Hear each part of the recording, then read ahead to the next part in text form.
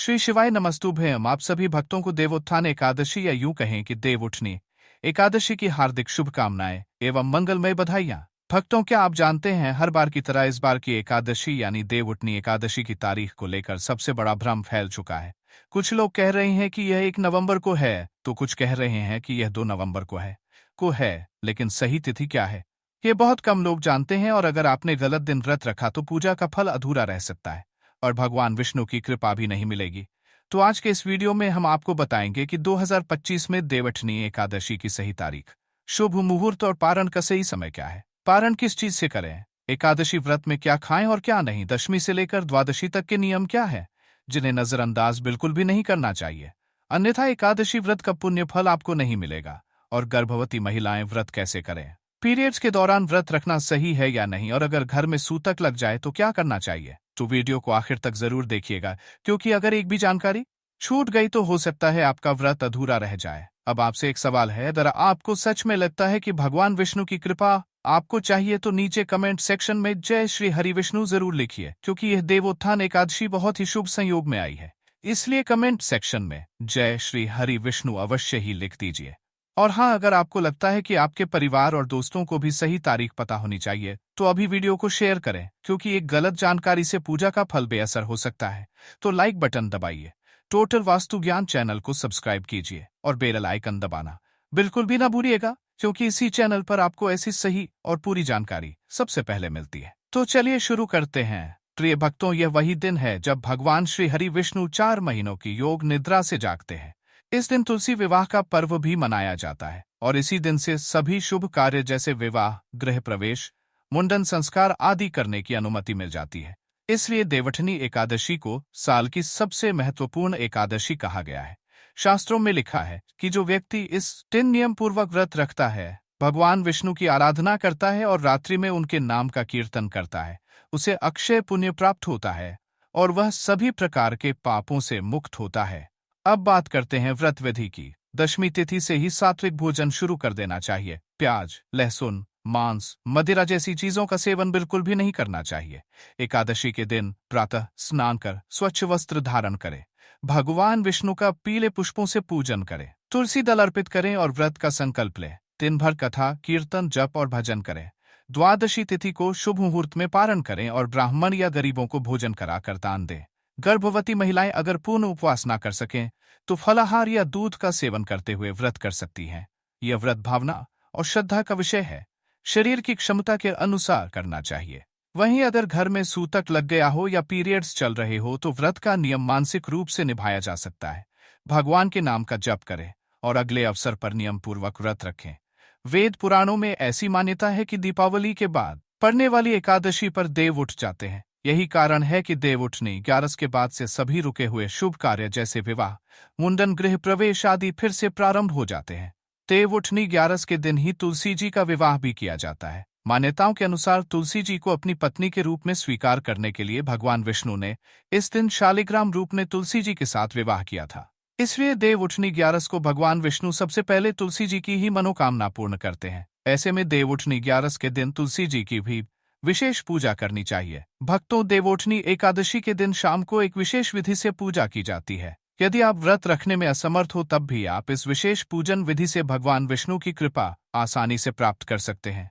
तुलसी जी का विवाह आप देवउठनी एकादशी या द्वादशी तिथि दोनों में से किसी एक दिन कर सकते हैं। जिन लोगों का दाम्पत्य जीवन सुखद ना हो या जो कुंवारे हो या युवकों का विवाह होने में परेशानी आ रही हो, ऐसे लोगों को तुलसी विवाह में जरूर सम्मिलित होना चाहिए। देवउठान एकादशी का व्रत आप 2 तरह से कर सकते हैं। यदि सामर्थ्य हो तो आप निर्जल रहकर इस व्रत को कर सकते हैं। सामर्थ्य ना हो तो आप भरपूर मात्रा में जल का सेवन करके भी इस व्रत को रख सकते हैं। रोगी या गर्भवती महिलाएं यदि इस व्रत को रखना चाहती हो तो एक समय शुद्ध सात्विक भोजन करके यानी सुबह से लेकर शाम तक भोजन ग्रहण ना करें। शाम की पूजा करने के बाद शुद्ध सात्विक भोजन करके इस व्रत को रखा जा सकता है, यानी एक समय आहार लिया जा सकता है। अगर इतनी भी सामर्थ्य ना हो और आप मोक्ष प्राप्ति की इच्छा रखते हो तो ऐसे में एकादशी के दिन नमक और चावल का पूरी तरह त्याग करना चाहिए। भगवान विष्णु का पूजन सुबह और शाम विधि विधान से करना चाहिए। शाम के समय देवों को जगाया जाता है। किस प्रकार से जगाया जाता है यह भी आज की इस वीडियो में हम आपको बताएंगे। तुलसी पत्र भगवान विष्णु को आज के दिन जरूर अर्पित करें। लेकिन एकादशी के दिन भूलकर भी तुलसी पत्र नहीं तोड़े जाते। एक दिन पहले ही तुलसी पत्र तोड़ लें। यदि आप भूल गए हो तो अपने आप गिरे हुए तुलसी पत्र भी उठाकर जल से धोकर भगवान विष्णु के भोग में अर्पित कर सकते हैं। साल 2025 में पवित्र देवोठनी एकादशी कब है? कब से कब तक एकादशी द्वादशी तिथि रहेगी? व्रत पालन करने का यानी व्रत खोलने का शुभ मुहूर्त क्या रहेगा? और तुलसी विवाह का समय कब से कब तक रहेगा? ये सब जानकारी हम आगे बताएंगे। लेकिन उससे पहले अगर अभी तक आपने वीडियो को लाइक नहीं किया है तो वीडियो को लाइक करके चैनल को सब्सक्राइब अवश्य कर दीजिए और हाँ, पास वाली बेल आइकन का बटन दबाना बिल्कुल भी ना भूलें। अब बात करते हैं इस वर्ष की तिथि की। 1 नवंबर शनिवार की सुबह 9:11 से एकादशी तिथि का आरंभ होगा। इससे पहले तक दशमी तिथि रहेगी। एकादशी तिथि का समापन 2 नवंबर रविवार की सुबह 7:31 पर होगा। अब यहाँ ध्यान देने वाली बात यह है कि कई कैलेंडरों में व्रत 1 नवंबर शनिवार को बताया गया है, परंतु वह दशमी तिथि युक्त एकादशी है जो शुद्ध नहीं मानी जाती। तो कार्तिक मास के शुक्ल पक्ष की देवोत्थान एकादशी तिथि इस बार आ रही है नवंबर 2025 शनिवार के दिन, लेकिन हम एकादशी व्रत का पालन करेंगे 2 नवंबर 2025 रविवार के दिन। और ऐसा क्यों है? तो देखिए, इस बार की जो एकादशी है वह त्रिस्पृशा महाद्वादशी है। इसका अर्थ है कि ऐसी एकादशी तिथि जो अगले दिन द्वादशी के सूर्योदय तक विस्तारित हो रही है, और इतना ही नहीं, जो द्वादशी तिथि है वह अगले दिन त्रयोदशी के सूर्योदय तक विस्तारित हो रही है, और यह संयोग एक विशेष नक्षत्र में बनता है। और इस बार यह शतभिषा नक्षत्र में पड़ रही है, जो कि शाम को 6:20 तक रहेगा, और उसके बाद पूर्व भाद्रपद नक्षत्र आरंभ हो जाएगा। और इसी कारण से इस एकादशी को त्रिस्पृशा महाद्वादशी कहा जाता है। संपूर्ण वर्ष में इस प्रकार की कुल 8 महाद्वादशी तिथियां आती हैं, और उनमें से एक है यह देवोत्थान एकादशी। इसलिए भले ही देवोठनी एकादशी का प्रारंभ 1 नवंबर से हो रहा हो, लेकिन फिर भी एकादशी का पूर्ण और वास्तविक फल अगर प्राप्त करना चाहते हैं तो हम इसका पालन 2 नवंबर 2025 के दिन ही करें। शास्त्रों में वर्णन आता है कि जब इस प्रकार त्रिस्पृशा एकादशी तिथि आती है तो उसका पालन महाद्वादशी के दिन करना चाहिए, यानी एकादशी के दिन नहीं अपितु द्वादशी के दिन एकादशी व्रत का पालन करना चाहिए। पद्म पुराण और मार्कंडेय पुराण में वर्णन आता है कि जो व्यक्ति वर्ष में आने वाली इन 8 महाद्वादशियों का पालन नहीं करता है, उसे संपूर्ण विश्व के प्रलय होने तक यमपुरी में वास करना पड़ता है। शास्त्रों में यह भी वर्णन आता है कि इस प्रकार महाद्वादशी तिथि जब भी आती है तो भक्तों को महाद्वादशी का सम्मान करना चाहिए, क्योंकि महाद्वादशी के दिन एकादशी व्रत का पालन करने से एकादशी तिथि का फल भी अपने आप मिल जाता है। इसलिए किसी भी प्रकार का संशय मन में मत रखिएगा कि एकादशी का दिन छोड़ के अगले दिन द्वादशी पर ही इस व्रत का पालन करना चाहिए, और गलती से भी इस बार 1 नवंबर को एकादशी व्रत का पालन करने की कोई आवश्यकता नहीं है। अगर आप वास्तव में पुण्य प्रदान करने वाली देवोत्थान एकादशी का यथोचित फल प्राप्त करना चाहते हैं तो इस बार देवोत्थान एकादशी का पालन 2 नवंबर 2025 रविवार के दिन ही किया जाएगा। भक्तों, आइए जानते हैं कि इस साल देवोठनी एकादशी के दिन यानी 2 नवंबर 2025 रविवार को कौन कौन से शुभ मुहूर्त बन रहे हैं, और अगले दिन व्रत का पारण कब करना उचित रहेगा। यह वही पवित्र एकादशी है जिसे शास्त्रों में हरि प्रबोधिनी एकादशी कहा गया है, क्योंकि इसी दिन भगवान श्री विष्णु अपनी योग निद्रा से जागते हैं और संपूर्ण सृष्टि में फिर से शुभता का संचार होता है। इस बार देवोत्थान एकादशी व्रत का पारण अगले दिन यानी 3 नवंबर 2025 सोमवार को किया जाएगा। पारण का शुभ समय रहेगा सुबह 6:43 से लेकर 10:22 तक रहेगा। अब जानिए एकादशी तिथि का आरंभ और समाप्ति का समय। इस बार एकादशी तिथि शुरू होगी 1 नवंबर 2025 को सुबह 9:11 पर हो रहा है, और इसका समापन 2 नवंबर 2025 को सुबह 7:31 पर होगा। अब बात करते हैं दिन भर के शुभ मुहूर्तों की। इस दिन का ब्रह्म मुहूर्त सुबह 4:50 से लेकर 5:42 तक रहेगा। यही समय भगवान विष्णु के नाम स्मरण और ध्यान के लिए सर्वश्रेष्ठ है। सूर्योदय सुबह 6:24 पर होगा और सूर्यास्त शाम 5:35 पर होगा। सुबह पूजा करने का सर्वोत्तम समय रहेगा प्रातः 5:16 से लेकर 6:34 तक रहेगा, जबकि शाम की पूजा का श्रेष्ठ मुहूर्त रहेगा 5:35 से लेकर 6:53 तक रहेगा। इन्हीं समयों में भगवान श्री हरि विष्णु को जगाया जाता है, भोग लगाया जाता है और तुलसी विवाह की भी शुरुआत होती है। अब बात करते हैं इस दिन बनने वाले योगों की, जो इस एकादशी को और भी अधिक मंगलमय बनाते हैं।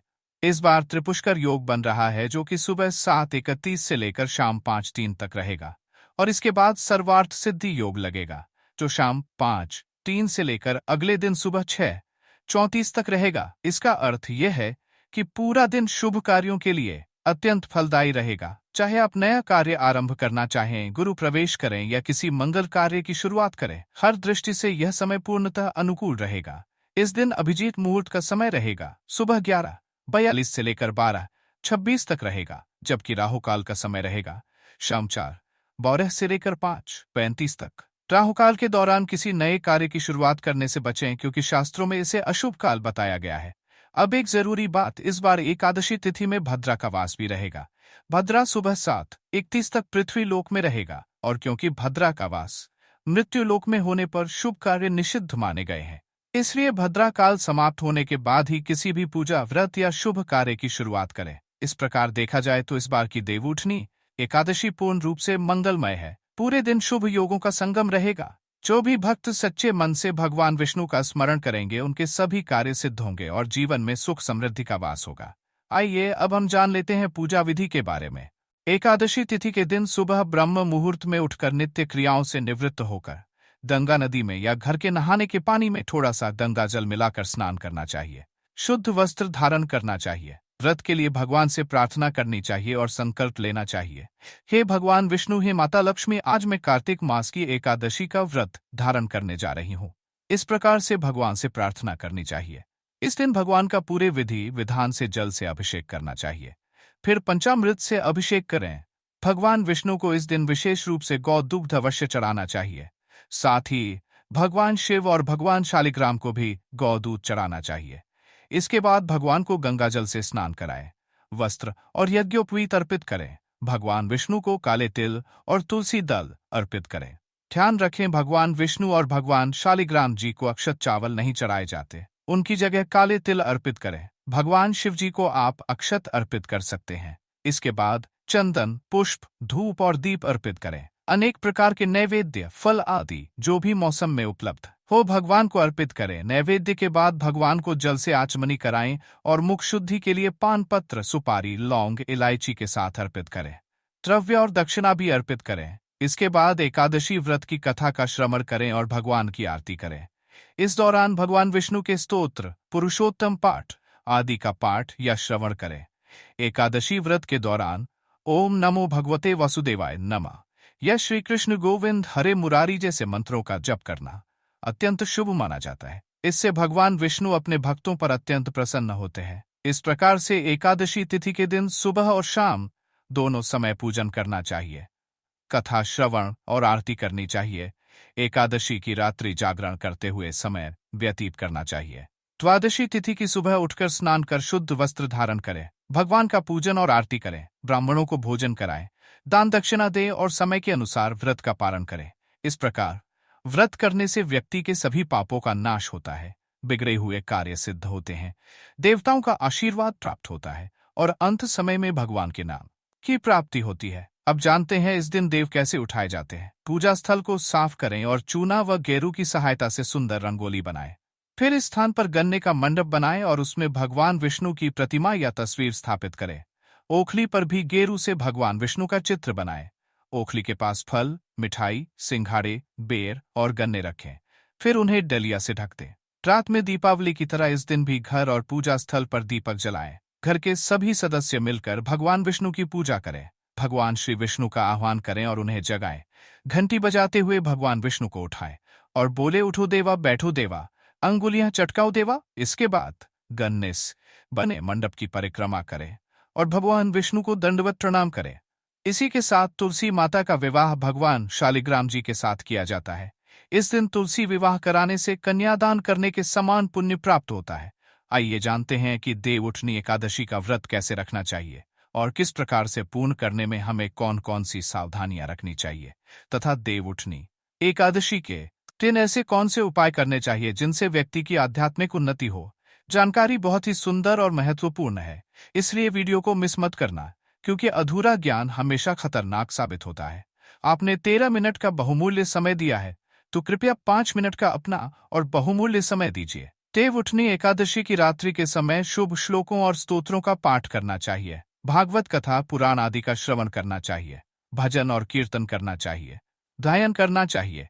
इस दिन घंटा और शंख बजाने से व्यक्ति के घर में यदि किसी भी प्रकार की नकारात्मक ऊर्जा होती है तो वह समाप्त हो जाती है। ऐसा धर्म शास्त्रों में लिखा गया है, इसलिए इस दिन घंटा और शंख अवश्य बजाना चाहिए। विविध प्रकार की खेल कूद, लीला और नृत्य आदि के साथ ओम नमो भगवते वासुदेवाय नमः मंत्र का उच्चारण जरूर करना चाहिए। इस मंत्र का जितना अधिक जाप करते हैं, भगवान विष्णु उतने ही अधिक प्रसन्न होते हैं। पूजन के लिए भगवान का मंदिर या सिंहासन विभिन्न प्रकार की लता, पत्र, फल, पुष्प और बंधनवार से सजाएं। आंगन में देवोत्थान का चित्र बनाएं। तत्पश्चात फल, पकवान, सिंघाड़े, गन्ने आदि चढ़ाकर डलिया से ढक दें तथा दीपक जलाएं। ध्यान से सुनिए, इस दिन विष्णु पूजा या पंचदेव पूजा करने का विधान है। आप भगवान विष्णु का पूजन कर सकते हैं, पंचदेव पूजन कर सकते हैं और दीपक व कपूर से आरती कर सकते हैं। यदि आप इतना करने में सक्षम नहीं हैं तो गन्ने का मंडप बना लीजिए, तुलसी माता की एक गमले में लगी तुलसी रख लीजिए और भगवान शालिग्राम स्थापित कर लीजिए। यदि शालिग्राम उपलब्ध नहीं है तो भगवान श्री कृष्ण जी की मूर्ति रख सकते हैं। अब आप तुलसी माता और भगवान श्री कृष्ण, जो कि शालिग्राम स्वरूप कहे गए हैं, उनका विवाह कर सकते हैं। आपसे जैसे बन पड़े, जैसा आपका सामर्थ्य है, उसी अनुसार भगवान का विवाह करा दीजिए। अब कुछ विशेष उपायों के बारे में बताते हैं। यदि आज के दिन अर्थात देवउठनी एकादशी के दिन तुलसी माता को मोगरा या मुंगरा पुष्प का हार चढ़ाया जाए तो आर्थिक कष्ट दूर होते हैं।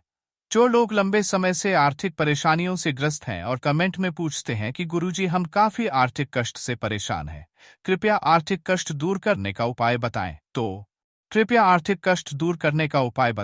तो केवल एक दिन देवउठनी एकादशी के दिन यदि कोई व्यक्ति सच्चे मन से तुलसी माता को मोगरा या मुंगरा पुष्पों का हार बनाकर अर्पित करता है तो उसके सभी आर्थिक कष्ट दूर हो जाते हैं और पैसों की कभी कमी नहीं होती।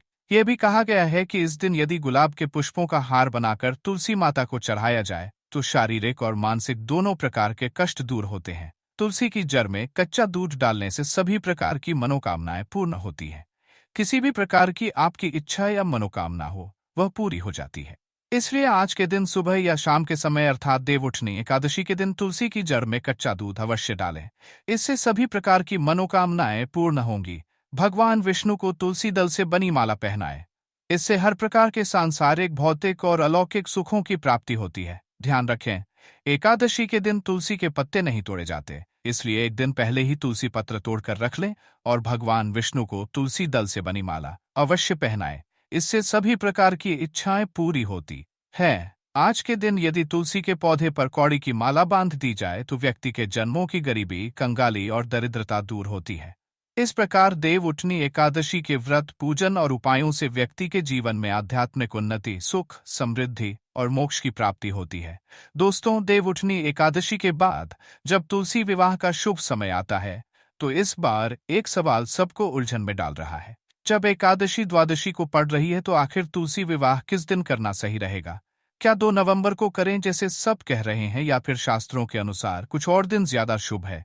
शास्त्र बताते हैं कि जिस दिन आप एकादशी व्रत का पालन करते हैं उस दिन तुलसी विवाह नहीं करना चाहिए।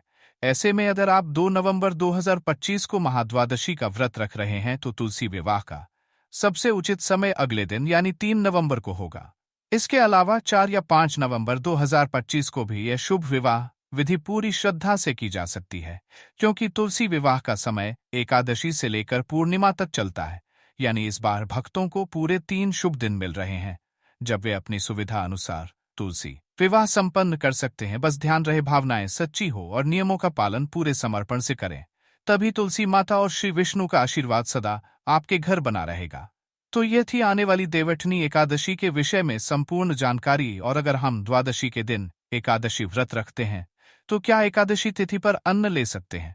उससे कोई पाप या अपराध तो नहीं लगेगा? ऊपर से इसी एकादशी के अगले दिन सोम प्रदोष व्रत भी आ रहा है, तो फिर एकादशी का पारण कैसे करेंगे? ये सभी प्रश्नों के जवाब आपको अगली वीडियो में मिलेंगे। इसीलिए वीडियो को लाइक करके चैनल को सब्सक्राइब अवश्य कर लीजिए। धन्यवाद।